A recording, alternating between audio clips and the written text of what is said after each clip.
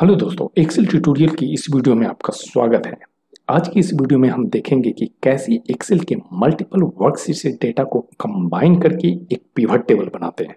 तो अब जैसा कि स्क्रीन पे देख रहे हैं, मेरे पास एक वर्कबुक ओपन है और इसमें नीचे की तरफ में यहाँ पे टोटल 4 सीट है, seat 1, seat 2, seat 3 and seat 4। तो इन चारों सीट के डेटा को एक साथ कंबाइन करके एक पिवट टेबल बनाने का एक मैं सबसे सटीक तरीका मैं आपको आज दिखाने वाला हूं। तो इस वीडियो में बने रहे और वीडियो को लास्ट तक देखें। सबसे पहले हम इन चारों सीट के डेटा को कन्वर्ट करेंगे टेबल में। तो उसके करने के लिए क्या करना पड़ेगा, सीट 1 में गया और यहाँ पे जाने के बाद हम जाएंगे इंसर्ट टैब में। यहाँ पे आपको एक टेबल का ऑप्शन दिख रहा है, आप या तो इस पे क्लिक करके भी कर सकते हैं या फिर आप कंट्रोल टी शॉर्टकट के थ्रू इस रेंज को टेबल में कन्वर्ट कर सकते हैं। तो मैं इस टेबल आइकॉन पे मैं क्लिक कर रहा हूँ। तो यहाँ पे एक न्यू डायलॉग्स आया है जो कि है क्रिएट टेबल का। आपको एक चीज ध्यान में रखना है कि ये जो यहाँ पे चेक बॉक्स ट्रू है, यानी चेक्ड किया हुआ है माई टेबल हैज हेडर्स, इसको आपको चेक ही रखना है। और इसे मैं कर दे रहा हूँ ओके।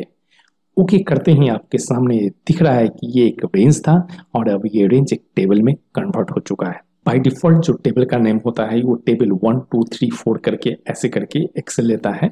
तो उस टेबल 1 2 3 को हम चेंज करेंगे पर्टिकुलर रीजन के नाम से, बिकॉज यहाँ पे जो भी डेटा है मेरा वो रीजन के नाम से सेव है। तो हम जाएंगे रीनेम करने के लिए टेबल डिजाइन ऑप्शन में। यहाँ पे जाने के बाद आपको यहाँ पे ये दिख रहा है टेबल नेम। तो यहाँ पे जाकर हम ये टाइप करेंगे, क्योंकि ये मेरा सेंट्रल रीजन का है। तो मैं यहाँ पे जा रहा हूँ सेंट्रल रीजन करके मैं इसे एंटर बटन प्रेस कर दिया। तो ये मेरा चेंज हो चुका है, इस टेबल का नाम सेंट्रल। अगर मैं फिर से जाऊँ और यहाँ पे चेक करूँ तो आप देख सकते हैं यहाँ पे ये सेंट्रल नाम चेंज हो चुका है। अब चलते हैं ऐसी सीट 2 में। इस पर मैं शॉर्टकट यूज कर रहा हूँ, जो कि मैंने आपको बताया था। किसी भी रेंज को अगर टेबल में कन्वर्ट करना है तो हम लोग कंट्रोल टी बटन का यूज करेंगे। तो मैं कंट्रोल और टी बटन को प्रेस किया तो यहाँ पे फिर सेम डायलॉग बॉक्स आया है और मैं इसे कर दे रहा हूँ ओके। ये फिर कन्वर्ट हो चुका है टेबल में। फिर से मैं जा रहा हूँ और इसे मैं रीनेम कर दे रहा हूँ। ये मेरा ईस्ट का है तो मैं इसे ईस्ट कर दे रहा हूँ और मैं एंटर कर दे रहा हूँ। अब मैं बाकी सेम स्टेप को फॉलो करके मैं इन दोनों सीट को भी मैं चेंज कर ले रहा हूँ। तो दोस्तों आप देख सकते हैं कि मैंने यहाँ पे जो भी सीट 4 3 2 और 1 जो भी था उसको मैंने यहाँ पे रेंज को टेबल में कन्वर्ट कर दिया। मतलब कि मेरा पहला जो स्टेप्स था वो मैंने कंप्लीट कर लिया। अब चलिए दूसरे स्टेप्स में हमें क्या करना है उसे देखते हैं। तो दूसरे स्टेप्स के लिए हमें जाना है डेटा वाले टैब में।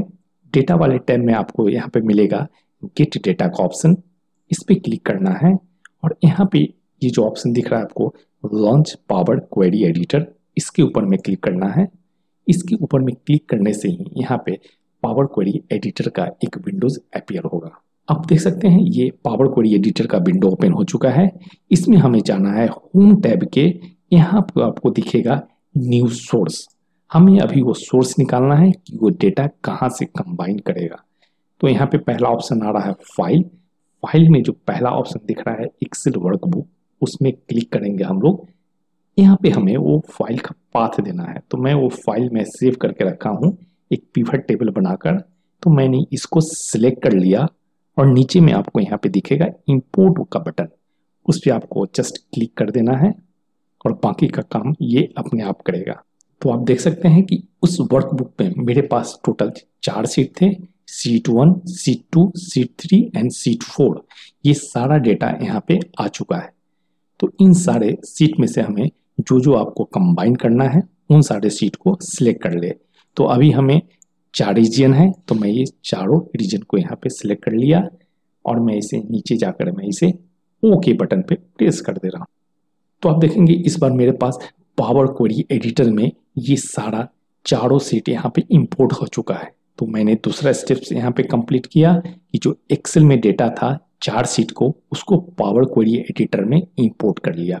अब थर्ड स्टेप्स है इन चारों सीट को कंबाइन करना, और ऐसे कंबाइन करेंगे कि कल होकर अगर किसी भी सीट में डेटा अल्टर होता है, यानी कुछ डेटा ऐड होता है, डिलीट होता है या फिर मॉडिफाई होता है, तो उसका इफेक्ट यहाँ अपने आप ले ले। तो अभी हमारा जो भी डेटा इंपोर्ट हुआ है ये 4 अलग अलग टेबल में है। तो इस चारों टेबल को एक साथ हमें कंबाइन करना है। तो इसके लिए हम होम टैब में जाएंगे। होम टैब में आपको यहाँ पे एक मिलेगा ऑप्शन अपेंड क्वेरीज। अगर मैं इसके ड्रॉप डाउन में जाता हूं तो यहाँ पे मेरे को सेकंड ऑप्शन को सिलेक्ट करना है जो कि है अपेंड क्वेरी एज न्यू। इस पे मैंने क्लिक किया। यहाँ पे आपको जो डायलॉग्स बॉक्स दिख रहा है, यहाँ पे दो ऑप्शन है। पहला ऑप्शन है 2 टेबल्स और दूसरा ऑप्शन है 3 और मोर टेबल। अगर हमें सिर्फ 2 टेबल को मर्ज करना है तो पहले ऑप्शन में जाएंगे, लेकिन अगर 2 से ज्यादा टेबल को मर्ज करना है तो हम सेकेंड वाले ऑप्शन में जाएंगे। तो मेरे लिए सेकेंड वाला ऑप्शन वैलिड है। अब यहाँ पे अवेलेबल टेबल हमारे इस क्वेरी विंडो में जो भी है वो सारा दिख रहा है, और जिस जिसको अपेंड करना है वो हमें यहाँ पे डालना है। तो एक्चुअली में हमें तो चारों का चारों सीट को यहाँ पे अपेंड करना है। तो मैं यहाँ पे सिलेक्ट करके मैं ऐसे सिलेक्ट किया और ऐड बटन किया, तो आप देखेंगे यहाँ पे ये आ चुका है। तो आप एक एक करके भी कर सकते हैं, या फिर आप शिफ्ट के साथ में सिलेक्ट करेंगे एक बार में तो एक बार में आ जाएगा। ऑलरेडी मैंने 1 और 4 को यहाँ पे डाल दिया है, तो मैंने शिफ्ट के द्वारा 2 और 3 को सिलेक्ट करके मैं इसे ऐड कर दे रहा हूँ। तो आप देखेंगे यहाँ पे चारों सीट यहाँ पे आ चुका है। अब इसमें से अगर आपको एडजस्ट करना है किसको पहले रखना है किसको बाद में रखना है, तो यहाँ 4 जो दिख रहा है टॉप में है। एक्चुअली मैं इसे नीचे रखना चाह रहा हूँ, तो मैंने इसको सिलेक्ट किया और यहाँ पे जो डाउन बटन है मूव डाउन, इससे नीचे कर सकते हैं, मूव अप से ऊपर कर सकते हैं, या फिर किसी को डिलीट करना चाहे यहाँ से तो इसको यहाँ से डिलीट कर सकते हैं। तो मैं इसको डाउन करके नीचे कर रहा हूँ। तो इन जिस टेबल को हमें अपेंड करना है वो मैंने यहाँ पे डाल दिया और मैं इसे कर दे रहा हूँ ओके। ओके करते ही पावर क्वेरी क्या किया अपने आप, एक न्यू टेबल बना दिया अपेंड के नाम से, और चारों सीट का डेटा वो एक के नीचे एक करके अपेंड कर दिया है। देख सकते हैं कितना आसान है। और मैं इसे कर दे रहा हूँ रीनेम करके, मैं इसे कंबाइंड कर दे रहा हूँ। तो ये मेरा कंबाइंड टेबल बन चुका है। तो मैंने यहाँ पे अपना थर्ड स्टेप भी कंप्लीट कर लिया है। पहले मैंने क्या किया, पहले मेरा जो डेटा था उसको टेबल में कन्वर्ट किया। सेकेंड स्टेप में मैंने डेटा को इंपोर्ट किया, और थर्ड ऑप्शन मैंने डेटा को कंबाइन किया। तो ये थर्ड ऑप्शन कंप्लीट है। अब चलते हैं अपने पास क्लोज एंड लोड में। यहाँ पे जाने के बाद आपको दिखेगा 2 ऑप्शन, क्लोज एंड लोड, दूसरा ऑप्शन है क्लोज एंड लोड टू। तो ये सेकेंड वाले ऑप्शन पे आपको क्लिक करना है। यहाँ पे न्यू डायलॉग्स बॉक्स ओपन हुआ है जो कि है इंपोर्ट डेटा को। यहाँ पे हम लोग सेकेंड ऑप्शन चूज करेंगे क्योंकि हमें पिवट टेबल रिपोर्ट बनाना है। तो इसको मैंने सिलेक्ट किया और नीचे की तरफ में हम यहाँ पे लेंगे न्यू वर्कशीट, क्योंकि हमें सेम वर्कशीट में नहीं क्रिएट करना है। इसे मैं कर दे रहा हूँ ओके। ओके कर देंगे, आप देखेंगे ये सारा डेटा कंबाइन होकर अभी हमारे इस शीट में, इस पिवट टेबल में लोड हो रहा है। उसके बाद जैसे ही लोड हुआ तो यहाँ पे देख सकते हैं मेरे पास पिवट टेबल का ऑप्शन आ चुका है, और उससे जो भी पिवट टेबल का फील्ड्स है उसका भी डायलॉग बॉक्स यहाँ पे आ चुका है। तो अभी मेरे पास टोटल यहाँ पे 5 टेबल दिखेंगे। एक जो है कंबाइंड टेबल वो दिखेगा, और बाकी का जो अलग अलग 4 शीट था वो भी यहाँ पे दिखेंगे। तो एक्चुअली हमें कंबाइंड वाले टेबल से काम है, तो मैंने उसको एक्सपैंड किया। एक्सपैंड करने के बाद मैं ये जो रीजन है मैं इसको रो में डाल रहा हूँ। तो आप देखेंगे कि अभी मेरे पास यहाँ पे चारों रीजन दिख रहा है, जबकि हमारे पास सीट 1 में कोई और रीजन था, सीट 2 में कोई और, ऐसे करके अलग अलग था। लेकिन अभी मेरे को एक साथ ही रीजन दिख रहा है यहाँ पे। अब मैं यहाँ से ले रहा हूँ इसका सेल्स का वैल्यू, जो मैं वैल्यू में डाल दे रहा हूँ। अगर मैं चाहूँ फर्दर एनालिसिस करना कैटेगरीज वाइज सेल, तो मैं इसको कैटेगरी यहाँ पे डाल दिया।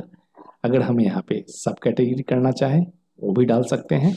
तो इस तरीके से हम मल्टीपल सीट से एक पिवट टेबल को क्रिएट किए। कल होकर किसी भी सीट में अगर डेटा अपेंड होता है या फिर मॉडिफाइड होता है, हमें क्या करना है, जस्ट जाना है ये वाले सीट में, और इसको मैं रीनेम अभी कर दे रहा हूँ कंबाइंड या रिपोर्ट। अगर कभी भी किसी भी सीट में अगर डेटा चेंजेस होता है, आपको जस्ट जाना है डेटा टाइप में, और यहाँ से रिफ्रेश जो है उसको कर देना है रिफ्रेश ऑल। रिफ्रेश ऑल करते ही वो जो भी चेंजेस है उसका यहाँ पे इम्पैक्ट पिवट टेबल ले लेगा। तो उम्मीद करते हैं कि आपको ये वीडियो समझ में आया है। अगर वीडियो पसंद आया है तो वीडियो को लाइक करें, दोस्तों के साथ शेयर करें। अगर चैनल पे न्यू है तो चैनल को सब्सक्राइब भी करें। आज की वीडियो में इतना ही, फिर मिलते हैं अगली वीडियो में किसी नए टॉपिक के साथ। तब तक के लिए धन्यवाद।